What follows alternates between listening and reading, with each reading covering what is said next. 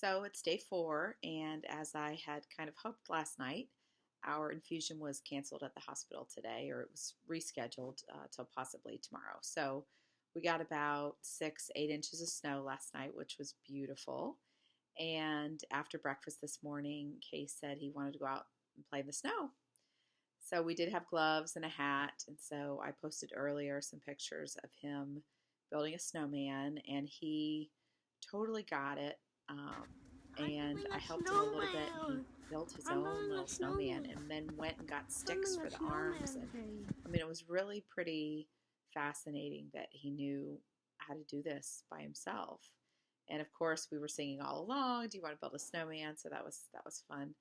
Um, so we did that, and he kept wanting to come in, and seemed like his hands were cold, but then they would warm up, and he'd go back out, and he seemed fine. But we came back to the room after we'd been out there a while, and he seemed happy and fine. But something happened that I think we've seen in a number of boys with Hunter syndrome, and that's as his hands started to warm up in the room, they started to really hurt him, and he was crying and very cranky and fussy, and you could tell he was in some real pain. And this was a situation that had happened several times over the last month or two, and we were worried that he had carpal tunnels because he would hold them very stiffly and funny when he said they were hurting. But his carpal tunnel testing said that he does not have it, and it does generally seem to be centered around temperature changes. So, after they warmed up, after about, I don't know, 10 or 15 minutes, and I rubbed them back and forth, and he was back to his happy go lucky self. But it was an extreme amount of pain, and he was very upset. So, that's something I think that is worth exploring more in our kids is this um, kind of reaction to temperature changes, and also there's a lot of kids whose body temperature and their limbs and things fluctuate anyway, which is hard to understand. So that was hard to see. I mean, I think it was worth it. I mean, he loved it and had a great time, but there's a price to pay for our kids in doing some fun things sometimes. So after that, we just hung around the hotel and realized we did not have a DVD cord that we normally bring that connects it to the TV. So I went out to try to find that. There was a lot of power out in the area. And so by the third stop, I went to a nice H.H. Gregg that actually was not open, but the manager let me in and sold me the cord I needed anyway, which was fantastic. So we've been sitting around watching movies all day, which is kind of fun. And Case has been climbing on the luggage cart as his own jungle gym, which is great. I came across an article earlier today that was pretty hard to read, and it was about siblings of kids with special needs. And although it wasn't specific to rare disease, I think it was really timely for it being Rare Disease Week. But it was hard to read um, because you see the difficulties uh, that they face when your life, in a lot of ways, has to center around that child with special needs.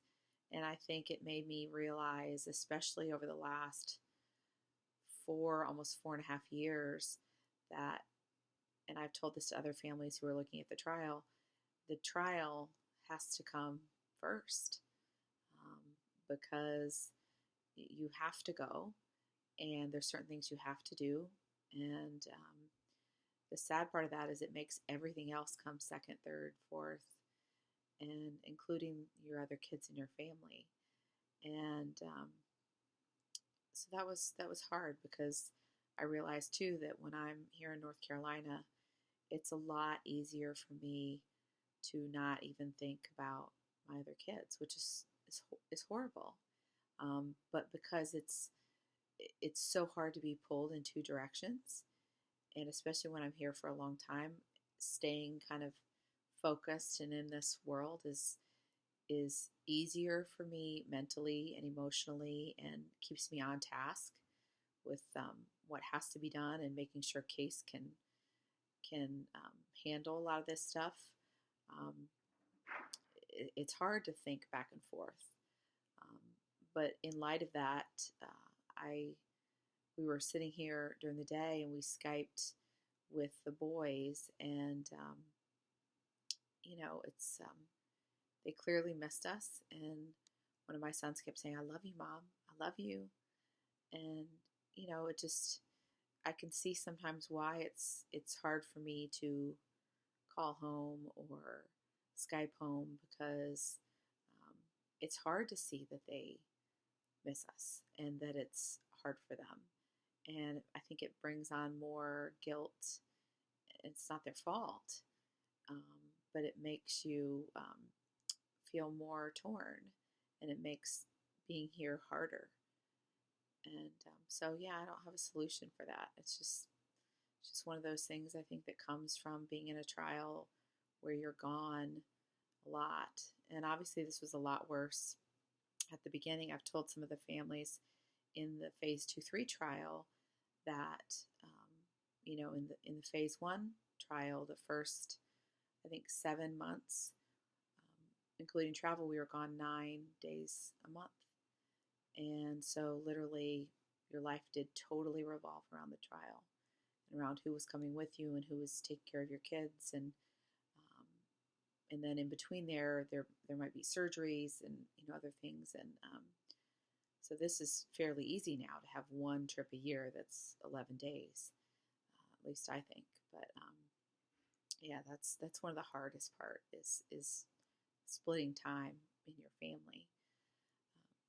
But tomorrow we are going up to the hospital for procedures under anesthesia in the morning, and that takes 3 to 4 hours where he's under. And it's always interesting because the waiting room for that is the same room we were in when he was under these same procedures to qualify for the trial. So I can just distinctly remember everything about sitting there that day, everything about Dr. Munzer coming out and telling us that he qualified and that he had randomized a drug. It's so vivid, even though it was about 4.5 years ago. So the hard part is there's no phone service in that room. So you're sitting there waiting for 3.5 hours, and if you want to make a call or text or update anyone, you've got to leave and go up the stairs and down the hall, and hoping that a doctor doesn't come out while you're doing that. So that's a logistic difficulty. We also are probably going to have his Elaprase infusion after the procedure under anesthesia tomorrow. So after, if everything goes well and he's up and awake, and then we'll reschedule his Elaprase for the afternoon, which will make for a very long day in the hospital. But it's all good for him. And like I said, I always say, if he's happy, I'm happy. So he should wake up from anesthesia and hopefully be in a good mood. It's kind of 50-50 there.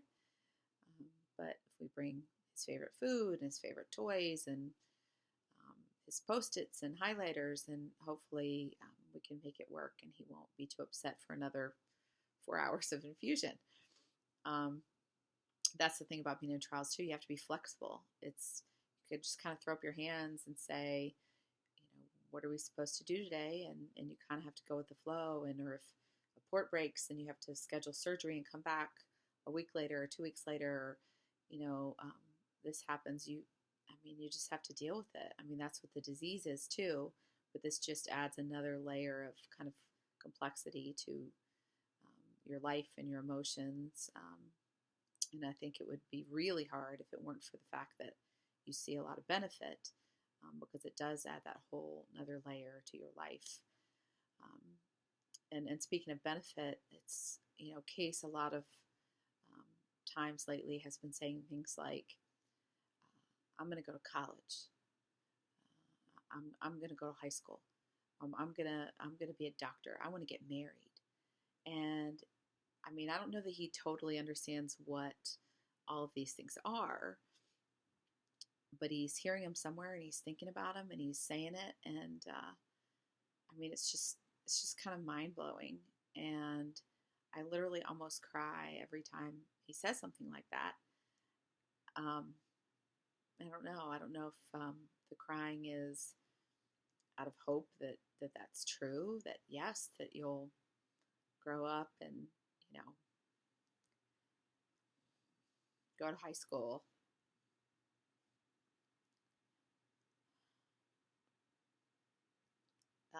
or probably more fear of hoping, fear of hoping, and being disappointed because that's the position you were in before they got diagnosed. Is you had hope for your kids and everything they would be and what their life would grow up to be like, and you know so I probably don't pay enough attention when he says those things because it's hard to think about that, to think about the future. I think I said somebody once that before the trial, I think I wrote about it, I would let myself hope for 30 seconds that this trial might work and that he could survive, and just 30 seconds at a time, because to hope for longer than that was to just risk, heartache and but you had to have hope to be willing to step into this. And but now I think I let myself have 30 seconds to hope that things like that could happen, that he could still achieve, not just survive, but just these things that he's talking about. But I really want to focus on living in the now. But he's talking about the future. So it's just something that I just you got to handle on a day-to-day basis and just be happy that he's saying those things, and I am. I mean, it's just amazing. Um, it just shows you. I mean, these type of clinical trials. Now that we're in Rare Disease Week, in rare, devastating diseases like this, these are not like trials for high blood pressure or a Me Too drug for diabetes. These trials are potentially life-changing. I mean, life-saving, life-changing, not just for Case, life-changing for me, his entire family, everyone who knows him, people in our community who know him, people at his school. I mean, these are life-changing trials. And that's something you hope that everyone really understands. The companies, the FDA, of course, we as families come in and we don't want to hope about them being life-changing and life-saving, but there's got to be a little of that hope. But that's just amazing that there's the potential for these life-saving and life-changing trials and hopefully, approvals for our kids.